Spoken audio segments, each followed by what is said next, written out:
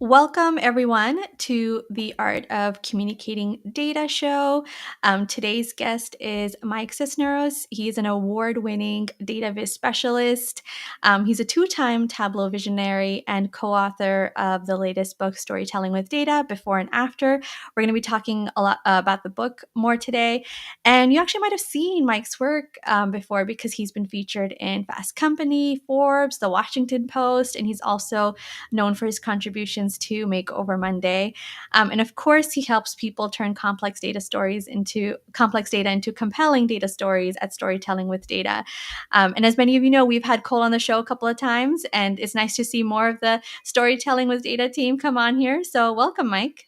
Thank you very much. And I appreciate you having me here. And it's great to get a chance to talk to anybody who's interested more in communicating more effectively with data, because that is what it's all about. Even though my background is, well, I was an analyst for a long time, I was in data visualization for a long time, but I came to realize that that's all just part and parcel of being effective at communicating, because we do a lot of work with analysis. I imagine a lot of people watching and listening to this right now are into the idea of analyzing data. But if you're anything like me, especially early on in your career, you got awfully frustrated at the idea that you were doing all this work and you're coming up with stuff that you're like, this is so obvious what needs to happen, and then nothing would happen. And you'd be like, why is everybody so stupid? I mean, that's how I felt, at least in my hubris as a young analyst. And it turns out that the problem was that I wasn't thinking about how to get my story across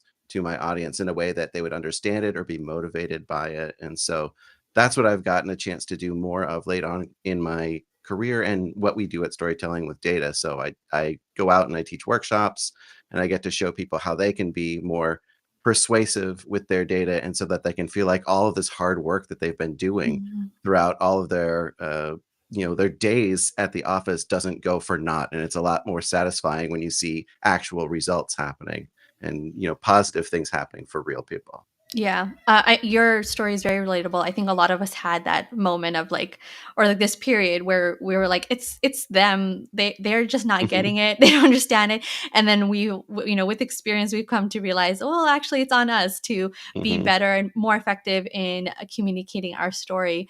And yeah, it can be very frustrating for many of us to not see our work get appreciated and noticed. But how this like change in how we communicate our stories, our work can make such a big difference. It's really like career changing, to be honest.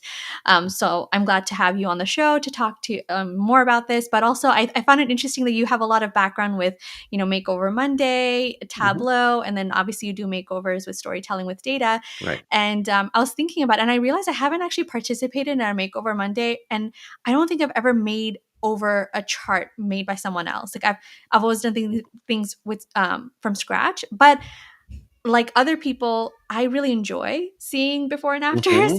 Hmm. There's always something therapeutic about a good makeover. I also watch like home makeover shows too. Right. So what Yeah. is it about that really captivates people?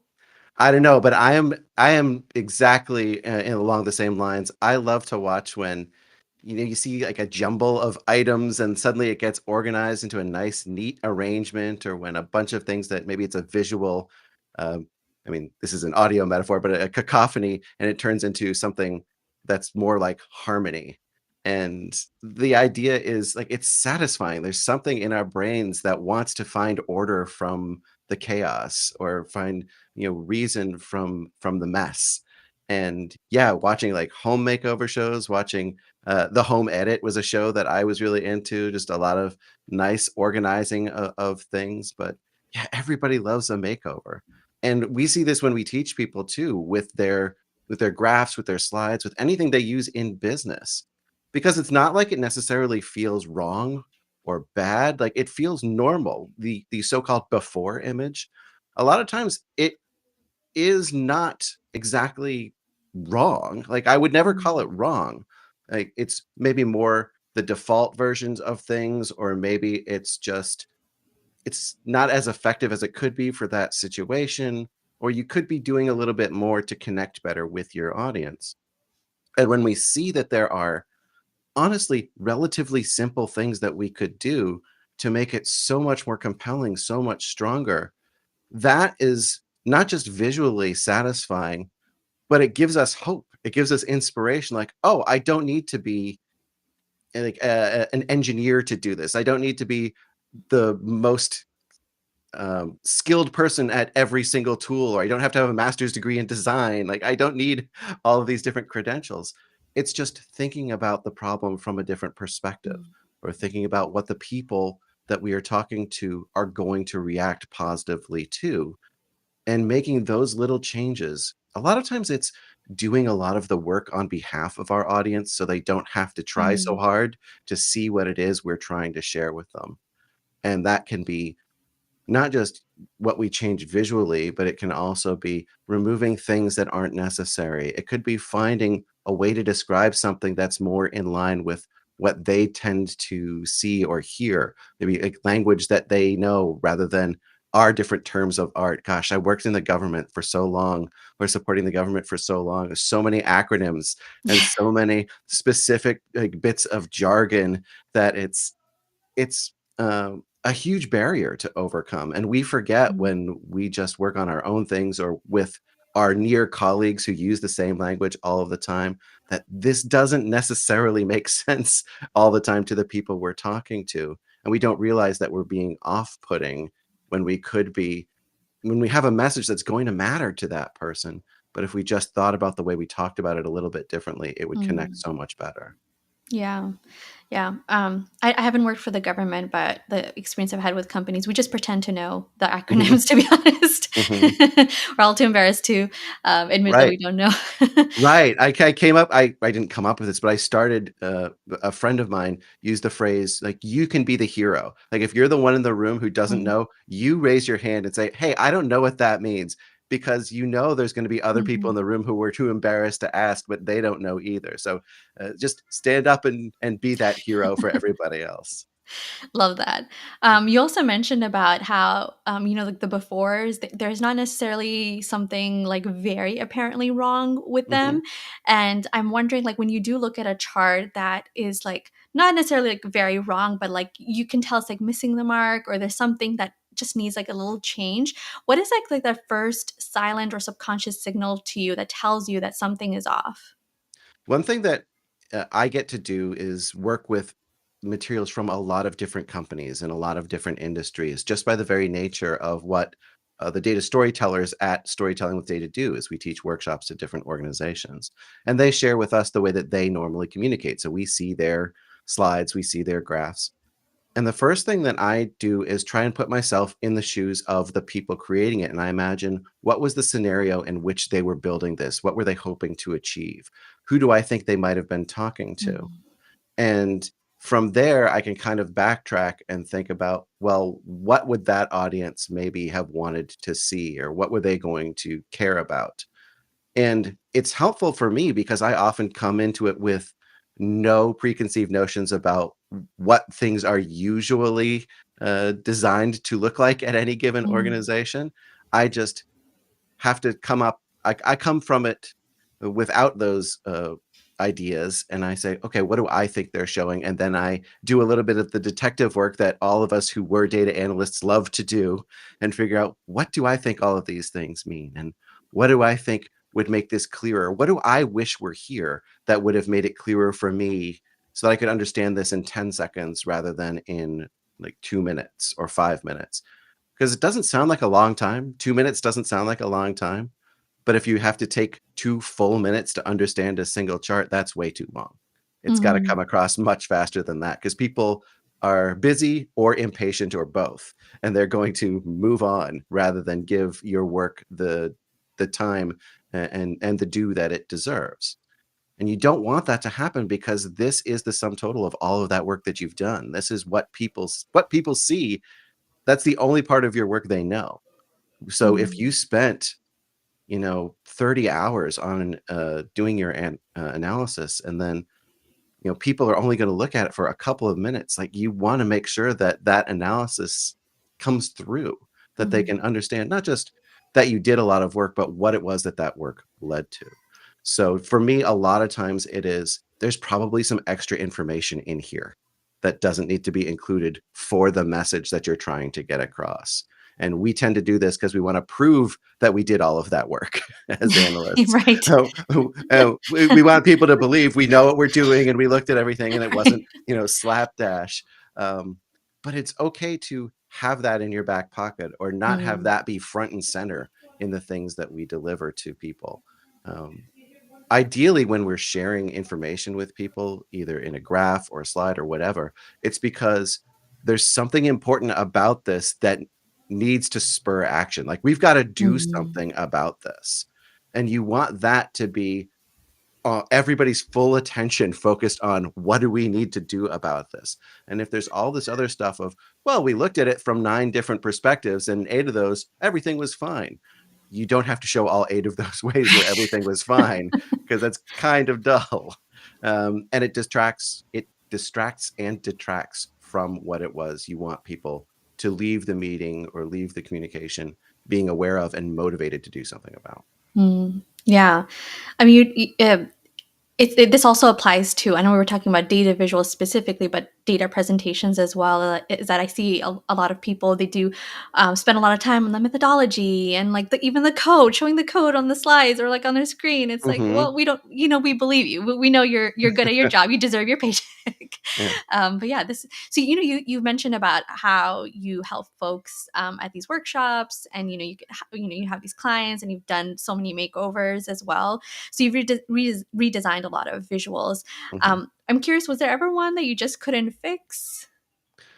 I wouldn't say that there are any that you can't fix. There are some that are more challenging than others because, you mentioned sometimes people put their code on the page or they put their methodology on the page. In some industries, you are required to do that for Mm, regulatory purposes, or you're contractually obligated to show all of the data that you used in order to do this analysis. Or your slides, in some cases, have gone through so many layers of review, you're no longer allowed to change a whole lot of what's on there. So you are constrained.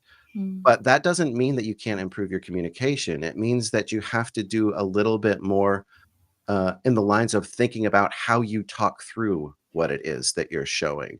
And the way we choose to direct folks' attention with our voice, with our body, if we are in the room, presenting live, or if we can verbally give cues as to where we want people to look and what the story is we're trying to say, or even turning your visuals off for a minute so people are only focusing on the words you are saying, so you can set some expectations, tell a little bit of the story so that they can follow along with you. It may not be that the visuals are the optimal solution for you. um, that yes, given your druthers you would change them, mm. but maybe you can't for those regulatory purposes, or maybe you can't because you just got the slides 5 minutes ago. It's like, all right, let's go. Like, what are we going to do? Like, well, what we're going to do is read them and think real quick how we can talk through them in a way that's going to be more resonant with the people that are going to hear this message. And honestly, that's a thing we don't practice. We don't Mm, really think about how we talk through our visuals. mm. We assume that either the visuals are going to stand for themselves. That's the old "a picture is worth 1,000 words" cliche, which I've never been a huge fan of, or the idea that we'll be able to wing it in the moment.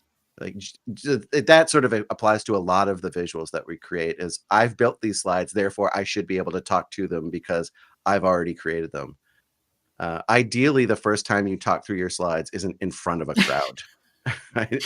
Ideally, you've done it aloud at least once Right. beforehand, so oh, there are words that I might want to say here, or I know how to transition from one thing to the next.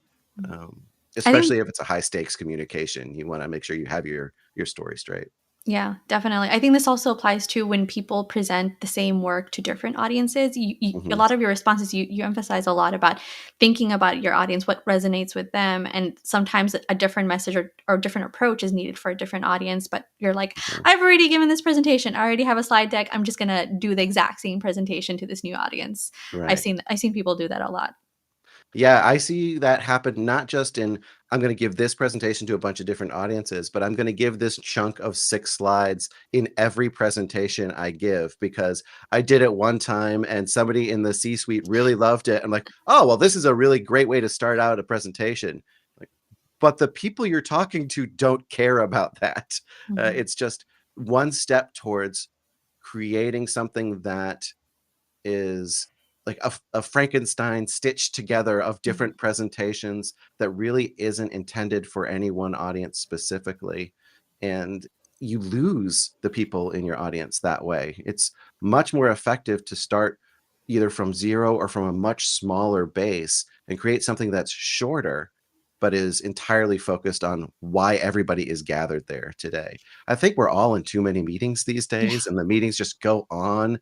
And to the same idea of you include things because you want to justify the work that you've done, including too much data. We also include too many slides because we're trying to make sure that we're answering every question that we imagine could possibly come up. But another way to approach this is to just wait for them to ask that question. Mm. And then if they don't ask it, you don't have to put the people in the room through the process of hearing this answer to the question they didn't Yeah. have in the first place.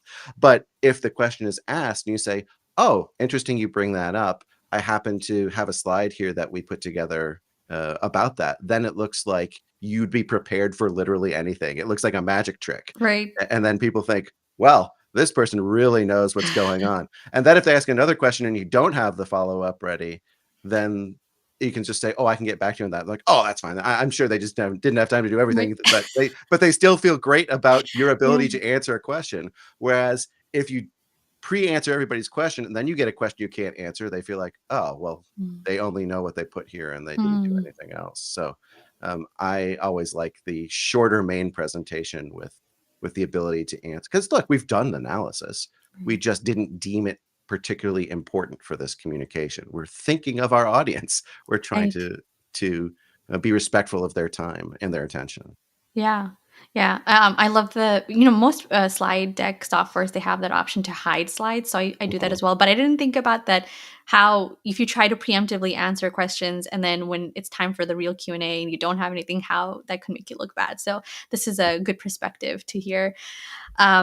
This has been, I think a lot of the advice you've given has been applicable to data visual, all forms of data communication, and it's really Mhm. helpful. And I hope a lot of our followers, our listeners, are getting the point about how important it is to think about it from the audience's perspective. I'm curious what tips you have, because I mean we have kind of like the curse of knowledge when we're Mhm. presenting the work, right? It's hard for us to put ourselves in our audience's shoes a lot of times, or often enough, Mhm. to think about what is it they need to hear, how they need to hear it. Do you have any tips on like how you put yourself in the audience's shoes? It's a little bit easier for me just because of the situations in which I find myself where I don't have a lot of that knowledge Right. beforehand, and I am doing a little bit of detective work. But you can always ask other people who you work with and just say, you've created a slide or a graph or something. You just quickly show it to them like, "Hey, what do you think I'm trying to show with this graph?" Mm. And especially because when you consider how many different ways there are to visualize any particular data set, you can throw out like the simplest table of data and you can ask people to brainstorm, how might you show this? And you'll get like a half a dozen or 10 different answers because you can legitimately show data in so many different ways. And they're not wrong.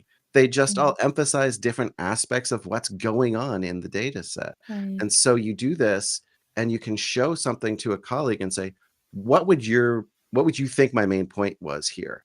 And you hear what they say and you realize, oh, um, that's not what I was going for. I mean, that's true, but it's not actually what I was going for. And this we're sort of simplifying things in the sense of putting yourself in your audience's shoes because all individuals are just that, individuals. They all have their own motivations, they all have their own history, they all know different contexts. So when you are presenting, you are often presenting to a heterogeneous group of people. They have some things that they have in common, but they also have a lot of things that are different. And so when you're trying to make sure that something happens, that you have an idea of what a positive outcome is from this communication that you're delivering, it's important to think about who is in this room that's going to make that actually happen for us, because if you think of the room just as an amorphous blob, you're not really going to Mhm. connect with them as well. But think about, is there a leader in this room? Is there somebody who either by virtue of their job title or responsibility has that role? Or is it somebody who's just very influential? And Mhm. the more you can find out about these different individuals or what you know about them, you can maybe focus a little bit more on talking to them specifically or framing your communication in a way that you think is going to resonate more strongly with them. And if you don't know that much about these people, that's also a good time to, ask around or find out from people who may have presented to them before. Hey, what does this person know? Like, is Hannah going to be is she going to like it if I frame things in terms of what are our opportunities, or is she going to be more afraid of failure, and is she going to be more risk averse, or should I frame things in that way?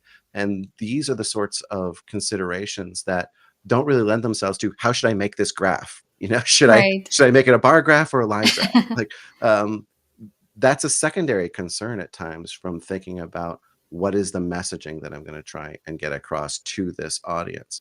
It is a good exercise to go through is think, okay, what do I know about this person? And then what do I think that they're motivated by? And what do I think that they're like, is this positive framing going to work? Is a negative framing going to work? Do I know what their goals are? Like, is this something that they're being judged on? Like, did they, in the context of the company, like there's so many things that you can't find in a dashboard or in a data set that are going to have a really strong bearing on whether your communication is well received and leads to the sort of thing that you want it to lead to. Mhm. I'm really glad that you brought up how that you're encouraging people to get to know the audiences that are going to be influential or their leaders. They'll have more say in Mhm. helping you, implement whatever recommendation or suggestion you have or action you want taken from your presentation. And I know there's a lot of folks who are listening who are early to mid career data professionals, and the thought of talking to these folks or getting to know them or asking around about them could seem daunting, but I do Mhm. want to encourage it because from personal experience and with those from people who I've talked to about this, we found that even just asking about, like asking your manager, your skip manager about, Mhm. how does this person like to receive recommendations or what's their approach to things, that in itself, asking those questions can actually, I found people actually appreciate that. They think that you're actually thinking differently than most people do when they present work, and they find that to be a really good skill. So asking questions doesn't make you look dumb necessarily. It could actually make you look No. like a hero, like you mentioned. You could be that hero that unspoken. I found that even when I talked to my boss or my skip manager about it, they're like, I haven't even thought about this before. Maybe I should start Mhm. thinking about how this person likes to receive communications. Right. Also, I was told earlier in my career, by a friend I met at a conference. He said everybody's favorite subject is themselves.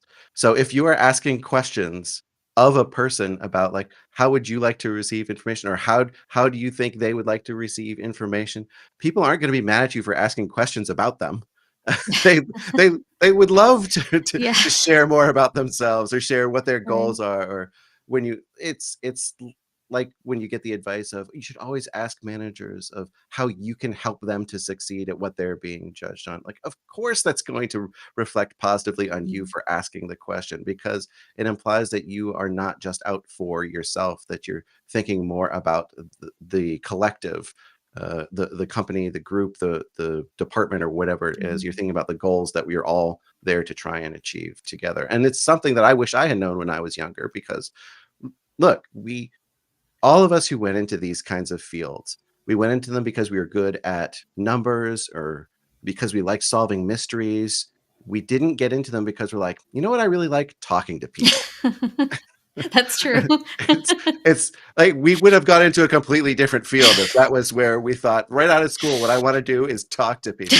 So it's something we have to grow into, or something we have Mhm. to intentionally take steps to become more comfortable with and more skilled at. But that doesn't make it any different from any other skill that we try and develop. Nobody is like a natural speaker. Like everybody, you hear people say that public speaking is one of their biggest fears. Like that's almost a cliche now. But Mhm. it's not so much that people are natural born speakers, it's that they just practiced it either because they had to, or because There was something about their job that required them to speak in public more. It's just like the idea that nobody's a natural born violinist or a natural born tennis player. Like, people might have had affinities for these things and then they practiced them a lot and then they got good at them. So what you'll find is that even if you self-identify as an introvert, the more you talk to people, the more comfortable you will become talking to people and the more it will feel natural. And I think that is a big part of being, again, introverted, is feeling like you need to be in control of the situation. And if you are comfortable and familiar with the situation, it feels much more in control for you, Mm, and you will become less, worried about this being an aspect of your job that you have to do. Uh, I mean, a lot of us don't even like to talk to people on the phone anymore, right. like Yeah.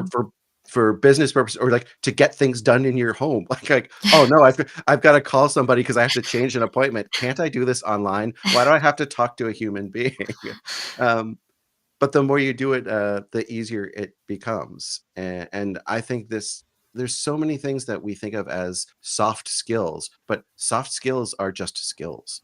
In fact, I think hard skills are the easy skills and soft skills are the more challenging skills Right. because Yeah, yeah. hard skills are just objectively, did your code run or not?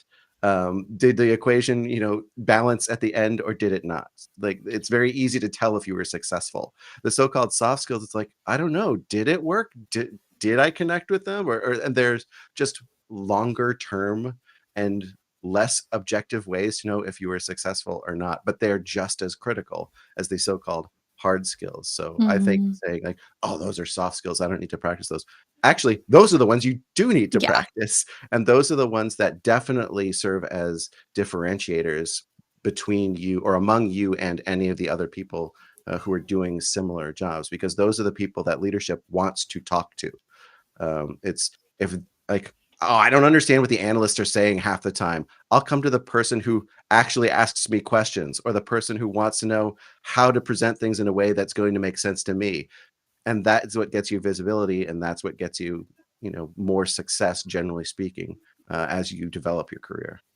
Yeah. While you were talking, one of our listeners mentioned, Evelyn, she mentioned that the amount of time I spend practicing before a presentation always surprises people. I know Evelyn gives a lot of presentations. So, yeah, it's yeah, and what you said about the how we don't usually like to talk to people, but being able to, it's like just like any skill, the more we practice it, the more we do it, the better we can get at it. None of us, I mean, I'm an introvert, like many of us, and I was not a strong public speaker for a long time, and yet I'm a host of a podcast now. And I, Hmm. even Hmm. before this call, I was like, I have to talk, I have to get on camera. So I always have this thought still, even before every presentation or every time I have to talk to someone. But yeah, just like you mentioned, like just practicing a lot. Don't let it be the first time you're talking through your slides. Be in front of your audience. These are just really great tips. And I know like the book has before and after has a lot of examples of so many transformations, and the book is coming out pretty soon on September 17th. I'll put a link for folks if they want to pre-order the book where they can do so. I think Amazon, most booksellers are going to be selling it, but there's a lot of transformations in the book. What's your favorite part of the book? Well, there are some of the makeovers, some of the before and afters that I like because I remember, doing them with the client. But I will say that my favorite thing about it is the fact that it is taking the sort of things that we talk about at Storytelling with Data, which is sort of the foundational principles of improving our communications, and thinking about narratives, thinking about making the information we share more easily accessible to our audiences, more likely to persuade them. That's great. But also, we teach workshops and we see people get enthusiastic and then they go back to their regular jobs and they're faced with all different challenges. And the thing that I love about this new book, Before and After, is that it's 20 different examples from real world client engagements that we have had. And each one of them that we selected deals with a specific challenge or a specific scenario or a specific set of parameters that you might find yourself in as you try to apply these fundamental techniques to your communications. So it could be that your time is very limited. It could be that you're trying to figure out what's the right level of detail that I have to go into for when I have the same data set, but I have different things I have to communicate. How do I find the right level of detail for that? Or maybe I have more of an infographic that I have to do, or a report or an email that I'm trying to put together. How do I apply these techniques in these different situations? So it's the things that will come up for you in the real world as you're trying to become more of a quote unquote data storyteller. So it's not just how to do this, but how to put these things into practice under a lot of different scenarios and in a number of different situations. So you become confident in knowing what sort of tools to use in what situations. Awesome. This is great. This is great. There's so much we can learn from just watching or like reading more about other people's makeovers, and I think that's what the book. And I love how the book also starts with some like guidance on like how to even Mhm, make better visuals and presentations. I mhm. love that part as well. This is awesome. If there are folks who want to learn more about a book, I heard there's a workshop coming up. Can you tell us a little bit more Yeah. about that? Yeah. So next Wednesday, which as we're recording this, it'll be September 17th.